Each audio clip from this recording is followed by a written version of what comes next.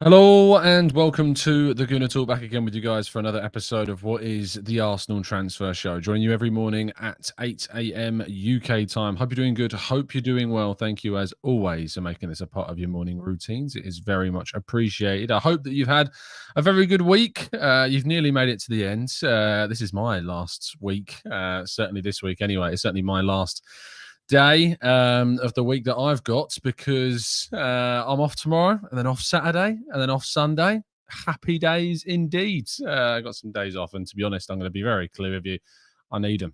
I really, really do need these days off. It's been one of those weeks. It's been tough. I'll be honest with you, I've struggled this week. Motivation has been very low. Mood's been on the floor, but we are, and you guys in particular, do certainly help in raising those spirits. So thank you for that. Thank you ever so much for tuning in. It's very much appreciated. Let's jump into the chat box and see what you guys are saying. Good morning to those joining us. Johnny, good morning to you, to Cole, to Matt G, Amira, Olawale, Gooner Mick, Olu, Jalali, Gooner Jake, Sweating Merlot, Kevin, Robert, Louis, Viraj, Tom, Martin, Alpha, Stephen, Paul, Mecca, Marcus, Stevie Clock Orange, and plenty more of you guys joining us in the chat box as well.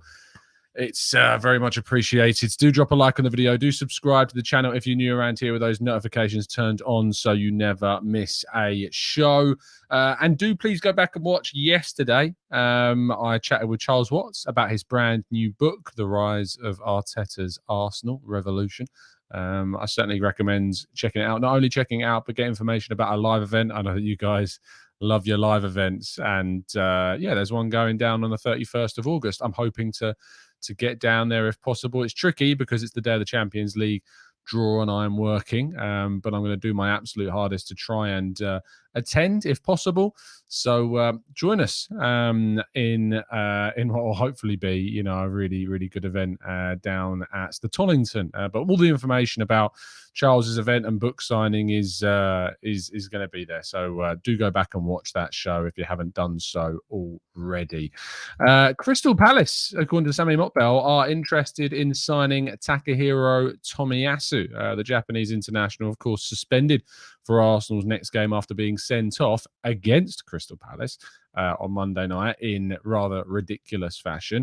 However, there is said that he is focused on his time at Arsenal right now. He's focused on competing for a place in the squads. And I certainly hope that Tomiyasu does stay, because I think that he is an asset to this team. I think that he is an asset to this club. And I have, it would have to be a very good offer, I think, from Palace to secure the services of Tomiyasu after we signed him for around 18 to 20 million pounds. I don't expect him to leave, but, stranger things have happened during the window. Let's wait and see if indeed that does turn out to be the case. New bid is expected from Monaco for Folarin Balogun, is my understanding of the situation.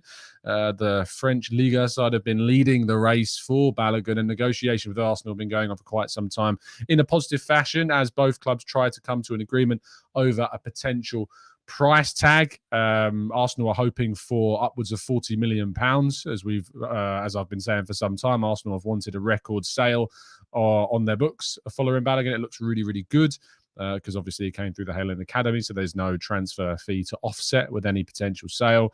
And with him being as probably fourth, fifth choice down the pecking order in the centre forward position, Arsenal can get as much money as feasibly possible for Balogun. It'd be great. Also, the interest in the likes of Chelsea and other Premier League sides, it is said that if a Premier League team wanted to come in for Balogun, the price tag would be slightly higher, as we kind of predicted on the channel, and that Monaco lead this race knowing that they can get a slightly cheaper deal to get Balogun through the doors. There would be a sell-on clause, you'd imagine, inserted into this deal, but for those expecting a buyback clause, simply not feasible. No buyback clause is expected, despite initial indications that Arsenal might have wanted to have one involved. But the figures, the prices, just not really making that possible.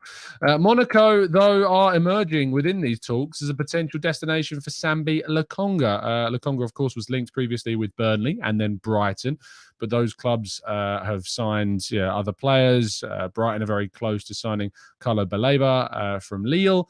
And Monaco could emerge, it seems, to my understanding, as a potential destination for the Belgian international. He needs a loan. He needs minutes. He's got 3 years left on his contract. We can afford to send him out on loan for another season.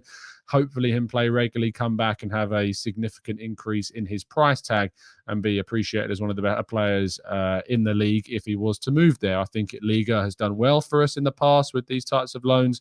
So if it is to be Monaco that he moves to, I think that it would be a very good move for Arsenal to loan him out to a place like Monaco. Arsenal would hope as well potentially for a permanent deal if they could get a good fee, but getting that good fee would be quite tricky. So let's wait and see what happens. But to my understanding, Monaco are emerging as a potential destination for Lokonga. There are 2 Saudi Arabian clubs interested in signing Nicolas Pepe, according to RMC Sports. The Ivorian international has been on the books for Arsenal, as we know, since 2019, and we have been hoping for some kind of resolution to the player's future. As you remember, we talked about the fact that he was previously in talks with Besiktas. That's kind of fallen away, and that's certainly not going to be happening at this stage of play. We know that he's returned to London Colney because he posted on his Instagram story that he was there.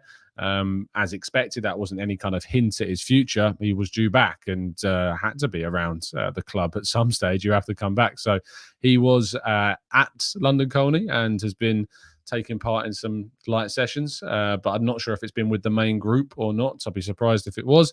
But 2 Saudi clubs hopefully will secure the signing, one of them at least, of Nicolas Pepe, and Arsenal will be hoping for a small transfer fee for this as well. Arsenal do not want to terminate the contract, even though we've been talking about this for some time, and I kind of predicted for some time that it might be a termination, but Arsenal have been steadfast in this approach and they do not want to terminate his deal. They want to get a transfer fee for Nicolas Pepe, and fair play to them for that, and hopefully it happens. We're going to end the news section with a little bit of a bad news for Arsenal, it seems, with David Ornstein reporting that West Ham are on the verge of signing Mohammed Kudus from Ajax for a 44.5 million euro deal. That's 41.5 million euros guaranteed fee with 3 million euros in add-ons. Arsenal simply have not moved at this stage, to our understanding, on this. Arsenal's priority and focus has been on making sure they get the players out. And they need to get players out. We need to move players on before we can kind of make these moves for players. And I know that people are going to be very frustrated by this. I've seen Chelsea fans very frustrated as well, that they're not, it seems, moving for Kudus. But it is interesting, isn't it, that West Ham are the team that are getting him. And there are some question marks around that. And I think, why would he agree to West Ham and not Brighton? Is there some kind of release clause being inserted into this contract? We'll have to wait and see, because it is intriguing that you would choose to move to West Ham over Brighton. Is it a London thing? I'm not sure. But after I saw a tweet, I think it was from West Ham Central, who's been one of the most antagonistic Twitter accounts around, that Borges player that West Ham are going to sign from Man City, Ajax hijacked it, and now West Ham have gone and signed 2 of Ajax's key players, Nedson Alvarez and Mohammed Kudus, potentially as well. So the potential of playing time maybe at West Ham is what has drawn him in. Europa League football as well for this season will be played with West Ham after they won the UEFA Conference League. But I know a lot of people are frustrated that Arsenal and a lot of fans of Chelsea potentially as well are frustrated. I would have really liked to have seen him at Arsenal, but I do understand that the focus right now is trying to get the players out, and if they're unsuccessful in doing that, it does create a very difficult dynamic to add another player to a squad that's already bloated. Hopefully in the next week or so we see plenty of movement with Arsenal's players moving out of the club. That's got to be the priority. And suggestions that Arsenal will hope to get as much as £100 million through the doors with potential sales between now and the end of the window, adding, of course, to the 40+ million we've already made through the sales of Xhaka, Trusty, Turner, and Pablo Mari as well. So, yeah, fingers crossed we get the business done and that deal over the line. You need to get an exclusive deal over the line between now and the end of the window as well, because NordVPN, as we've been discussing, are offering you a fantastic offer by going to nordvpn.com/Gooner to get yourself a 2-year plan with 4 months extra involved in this as well. It's a service which provides you the safety and security that you need to be safe online and to do all the things that you need to do without people peeking at what you are indeed setting your world towards. The 30-day money-back guarantee provides you that guarantee that, if you can try out the service, if indeed that you don't want to use it anymore, you've got that guarantee. But I don't know why you would even bother with that, because NordVPN is one of the leading, if not the leading, VPN service in providing everything that you need from one of those. Always recommend, if there's free VPNs out there that are just far too dangerous, you need to make sure that you know what you're getting, and you do with Nord. So get involved with the service and go to the link in the description. That's nordvpn.com/Gooner. Right, let's go to part 2 and your questions right after this.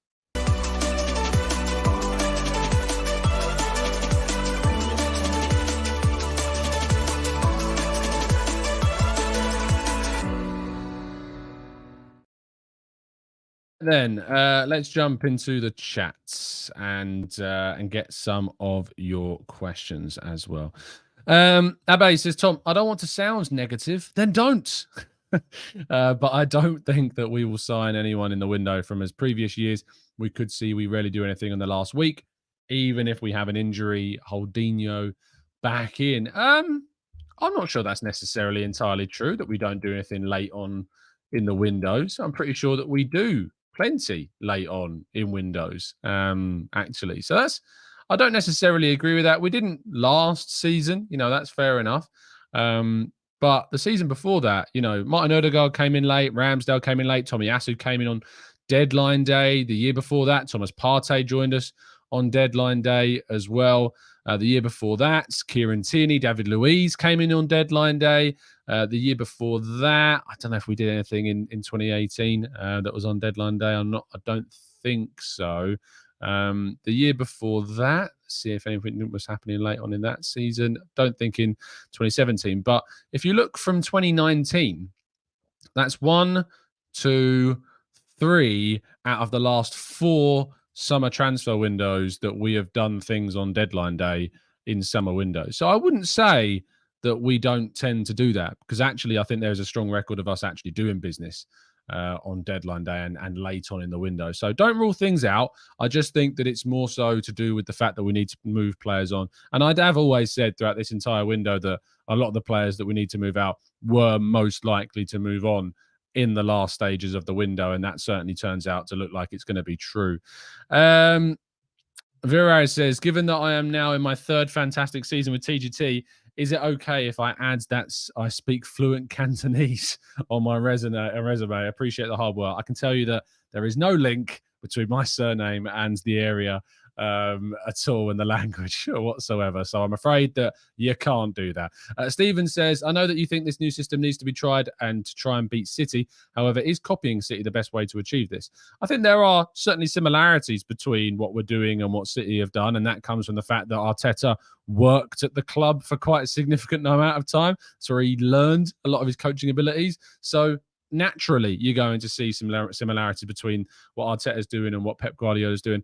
But I don't remember Pep Guardiola using a defensive midfielder really in a fullback role to try and maximise that. He's used John Stones, of course. He used Raul Cancelo in that inverted role. But Arteta using Partey there is a lot more, Arteta's idea than it is Pep's. Tell me if I'm wrong, but I don't remember right back in particular him doing that. I know Bernardo Silva played the odd game at left back, but I feel like that's not really copying Guardiola in any way, because not a defensive midfielder like Partey.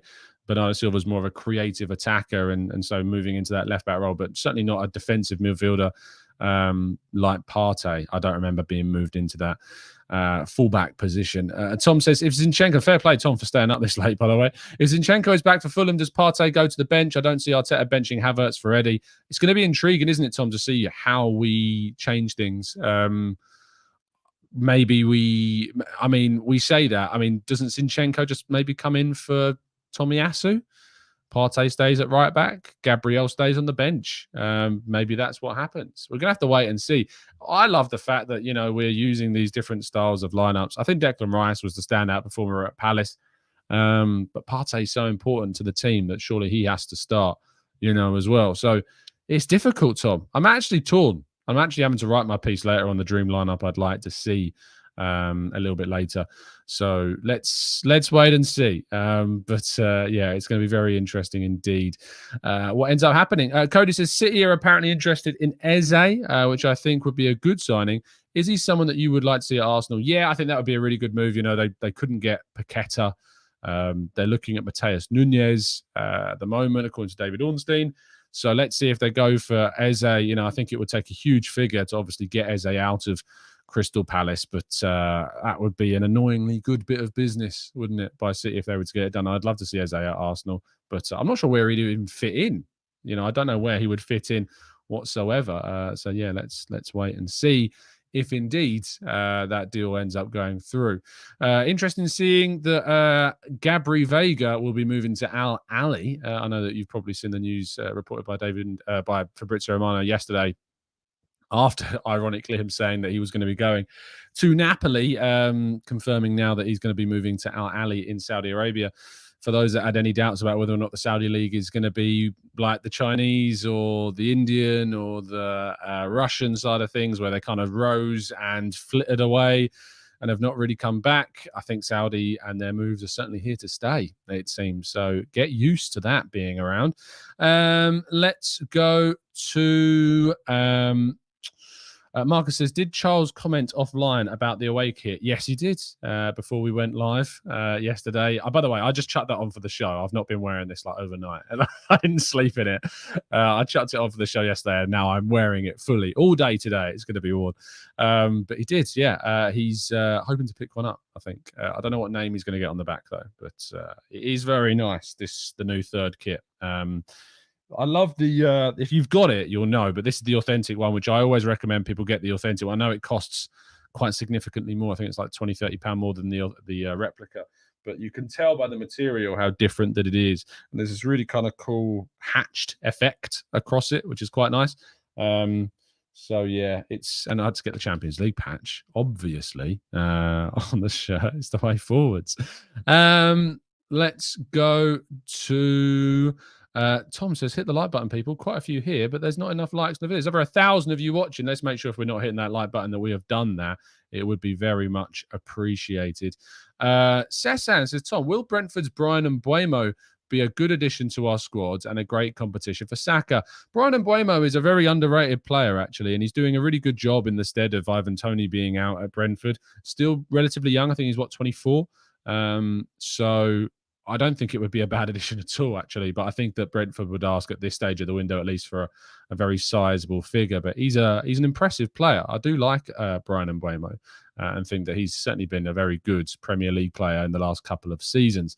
Taho Rerau says, Tom, do you think that Kudus has already agreed to join West Ham? Surely. Well, they're on the verge. It seems that personal terms are effectively done at this stage. So we're just kind of waiting for the official confirmation that indeed we will see that deal completed. But will it stall? Will anyone jump in at the last minute? We'll have to wait and see.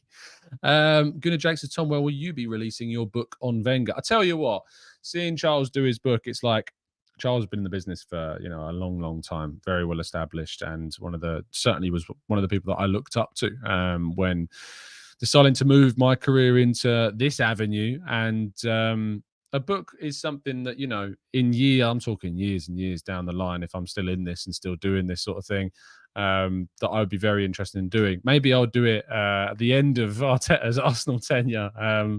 It'll be interesting to see, but I'd be very interested in one day having, I know Harry's done a book. Harry did a book years ago. It's the first time I ever think I really spoke to Harry. Harry did his Chronicles of a Gooner book. And that's where obviously the channel name is where that's linked to. So yeah, a book's always been something that I'd love to do, but it certainly won't be for quite some years. I need to get more experience, need to learn the ways of like Charles has, like plenty of people I look up to in that field. So yeah, a long way forward. A TC autobiography. Imagine that. How boring would that be? Tom goes to Arsenal games. Rich says, Tom, any news on Tierney? No, it's very quiet, Rich, to be honest. Very quiet indeed. Still not in the squad. I enjoyed Sophie's show last night on the Hybrid Squad, chatting to James Green of Sky. If you've not listened to that, make sure you're going back and do that. James is a great lad. And a semi-decent goalkeeper as well. From when I had a great shot saved off the line past him at the Emirates. Which you probably saw on our when I did that vlog of my day playing at the Emirates. But yeah, make sure you go check it out. It was a really good show. But as he pointed out, he asked the question to Arteta, and Arteta was very kind of dismissive of it, if you like. It was a bit meow to James's question. So yeah, do go give that a watch. It's certainly worth it. Phil says, wear the away kit for a month or wear nothing to do one show. Wear the away kit. No one needs to see that, Phil, and I don't know why you're really keen to see that, to be honest. I tell you what, I was doing the show with Umar at the match reaction show after the game against Palace, and I had the Arsenal Direct page open, and I had a away shirt with Rice on the back sitting in my basket, and then I pulled out of it. I was like, I can't do it. I can't commit that amount of money to. I would rather, and I think what I am going to do, instead of investing in an away shirt for this season, because I can't bring myself to do it. The only reason that I would do it is purely out of completing the set. And I'd rather add like the European training kit when eventually they release that, if it is nice, because I don't know, I haven't seen it yet. But I've got the black training kit with the yellow and the blue on it, which I like. But they usually release like a European training kit when we get underway in Europe. So I'm going to see what happens with that, because last year's training kit for Europe was really nice. It was like a deep navy blue with like these swirls on it. It was really quite nice, and I wear that on the show a few times. Yeah, I'm going to wait and see what that is. But I think I'm going to go and get the Real Oviedo blue shirt with Santi Cazorla on the back. I think that's got to be, because I never got a Santi Cazorla shirt when he was at Arsenal, and he is my favourite modern era Arsenal player. So before he hangs up his boots, I think I need to get myself a Santi Cazorla shirt. And I love the Real Oviedo shirt. I think it's really nice. So I think that might be one to get. Tahoe says, Tom, here we love your channel in Uganda. Thanks, mate. My aunt's from Uganda. So I always have a lot of appreciation for the links through my family out there. Do you think that we shall get a replacement for Saka? I assume you mean competition. Replacement indicates that we might be losing Saka. Competition for Saka, it very much depends on how quickly Arsenal are in moving players out between now and the end of the window. If we can move out Balogun, if we can move out Pepe, if we can move out Lokonga and Tavares, you might see Arsenal move late in the window for somebody. But it's going to be very difficult. It's difficult to see it happening. I think that a defender is probably the priority after what happened with Timber. So let's wait and see. But I'm hopeful that, I'm hoping the next few days that we see some movement regarding the outgoings, and we can finally kind of get some players off the books. That certainly would be a preference of ours. Morgie says, Tom, Kudus has the excitement and glamour of a new toy, but is he a £40 million player? Well spent when we have Nelson, Eddie, and even Jesus as cover on the right-hand side. I'm not sure that Eddie's necessarily cover for the right-hand side, but certainly I agree with you with Nelson and Jesus. I've said before that I think that Jesus, when he comes back, can offer some rotation with Saka, and we can use Jesus on the right, and people are forgetting about that. And I've said that for many, many months. But yeah, it's interesting to see what happens. I think that Kudus would have been a really good addition to the squad, but as some people have pointed out, is he going to be able to get enough minutes to satisfy himself? I'm not very sure. I'm not sure at all. Let's scroll up in the chat a little bit more, because I feel like I might have missed some questions as well. Ratul says, wow, it sure is nice to hit that like button. I just did it and I loved it. Ratul, that's exploitation of emotions. It's emotional exploitation. But if you do want to feel as good as Ratul does right now, just see if the like button makes you feel as good as well. Maximir says, hi, Tom. There's a rumor going about of a disagreement between Edu and Arteta regarding the sale of Gabriel Magalhaes. While Edu wanted to do it to balance the books, Arteta vetoed it. It's what led to these rumors of Al Ittihad. Maximus, could you tell me what the source of that is? Where you've seen those rumors? Don't say Twitter. If it's on Twitter, tell me what the source is. I want to know who's been saying this. That sounds ludicrous. Yasin says, Tom, come to Cape Town. I'll show you around. South Africa is somewhere that's certainly on my list of places that I'm intrigued about. I've got a real fear of traveling. I don't know what it is, but I'm such a homeboy. I like staying in my in my hometown and staying around London and all of that. You know, traveling to America. When I went to America in Chicago earlier this year, that's the first time I've ever traveled anywhere by myself. So that was a great experience and I loved it. Yeah. New Zealand's also on the list as well, Louis. Yeah, New Zealand is certainly on the list. I don't know how many New Zealanders listen to the channel. It'd be great to do a live show out there. Stephen says, "What's your lineup for the Fulham game?" I know that you won't answer, but I have to ask the question. Well, I don't actually know when I'm going to fit in the preview show. It's completely slipped my mind, if I'm honest, and I'm not sure if I'm going to be able to have time to do it this evening or not. Because at 5 o'clock tonight, I'm jumping on Highbury Squad with Sophie to have a chat about Kai Havertz. At least I hope I am. Yeah, I'm not sure because I'm going away very early tomorrow morning after the morning show, and I can't do a preview show on the anniversary weekend. I'm pushing the boat out doing the morning show. So, yeah, I'm not sure if there's going to be a preview show this week because of me being away on my mini break. So, yeah, it's difficult. Penny says, let someone else host it. I'm far too much of a control freak to do that. Far too much of a control freak. Never. I just never, ever, ever can see that happening. I get some really kind offers from people that reach out to me. They're like, you know, I watch the channel, etc., etc. You know, I'd love to do some work and stuff like that. But, you know, just delegating is I don't, the idea of being a manager ever or having employees, like, that scares the crap out of me. So I can never see myself being a manager. I love staying in my lane, doing what I'm doing. I love doing my job. I love being an Arsenal writer and going to the games and doing what I'm doing there. I just, the idea of being a manager would scare the crap out of me. So yeah, I just can't do it. I should have, boss, you're right. I should have just done it this morning. I should have done it. I should have done it now. That would have been ideal. Can we do it now?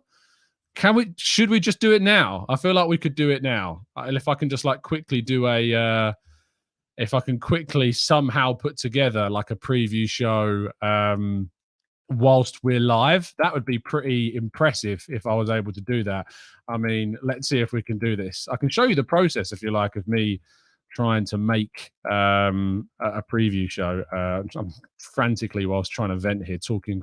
Arsenal versus Fulham is the game, the preview show. I need to get a Fulham badge in here now, so I'm talking you through it. I know you can't see this, but going into our thumbnails, we're going into my folders. Where's all of my badges? Preview show, Premier League teams. I need for Fulham. Where's Fulham? Fulham. Here it is.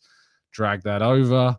Now we've got Fulham. So it's a thumbnail without any players on it, but I can share the screen with you now. Let's share the screen quickly. This is going to be it. Here we are. Preview show. I guess I should probably play the intro, which is loud. So prepare your ears, by the way. I still need to turn this down.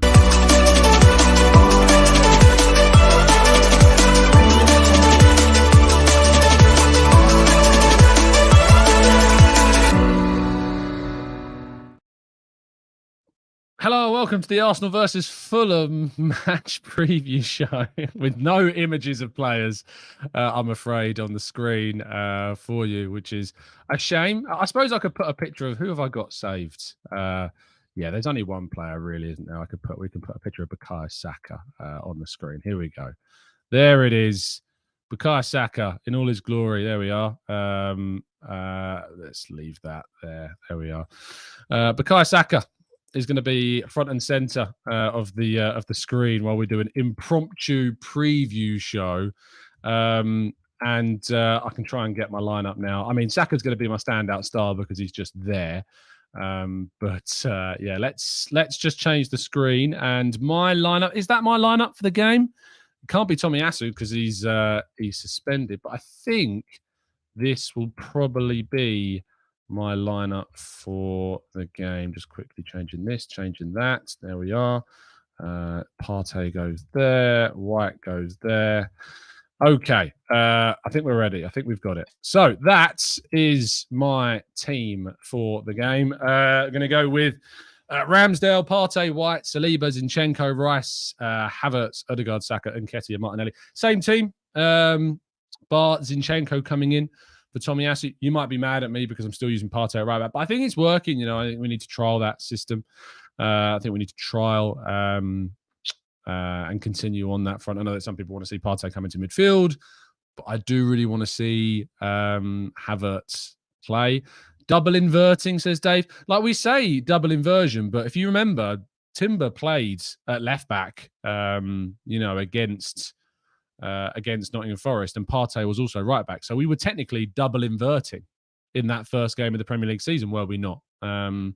So yeah, there is certainly scope, it seems, that we can do that. We can play two inverted players in those two positions. But yeah, let's see.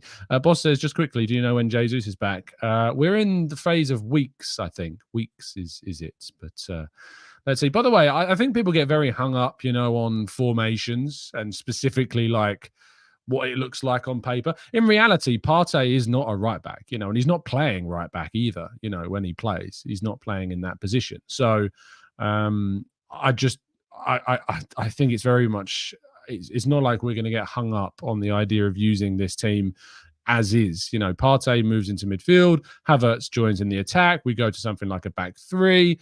Sometimes Partey goes between Saliba and White. It's very, very difficult to not see this formation as being anything other than a very fluid shape and that. But Bukayo Saka scored a brilliant goal, the Emirates against Forest. I'm hoping that he comes alive in this game as well, and that we see everything that we need to from the player also. But yeah, fantastic stuff. So yeah, there we go. There's your mini preview show for for the game. I guess that means we've got to go to predictions in the chat box. It's going to be a 3-0 Arsenal win for me. I'm going to go with a Ben White screamer, believe it or not. Somewhere we're going to get that Ben White screamer. It's going to happen one day. Odegaard's going to get one, and Bukayo Saka is going to get one, with Eddie Nketiah getting 2 assists in this game. So there you go. That's the show done.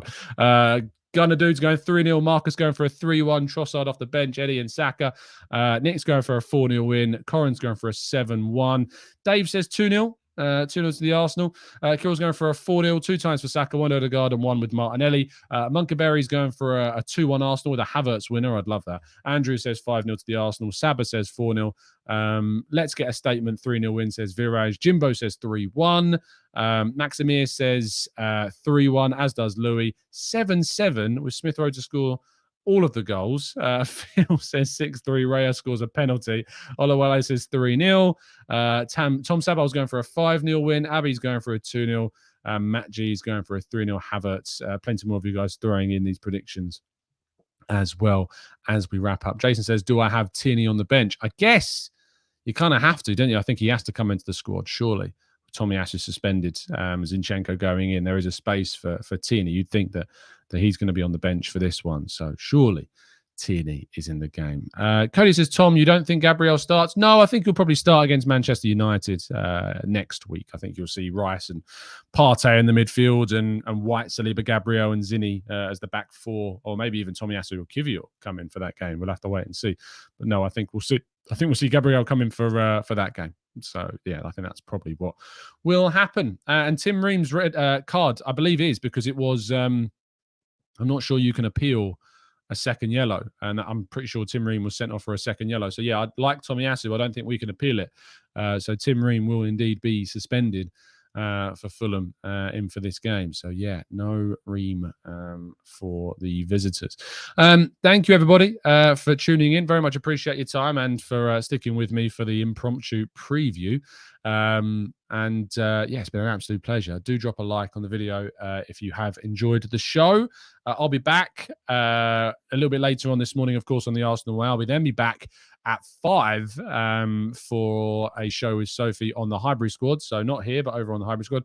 And then I'll be back tomorrow morning before I head off to the Cotswolds for a weekend away and a very much needed and desperately craved break. But thank you, everyone, for listening and tuning in. It is always appreciated. I hope you have a fantastic Thursday.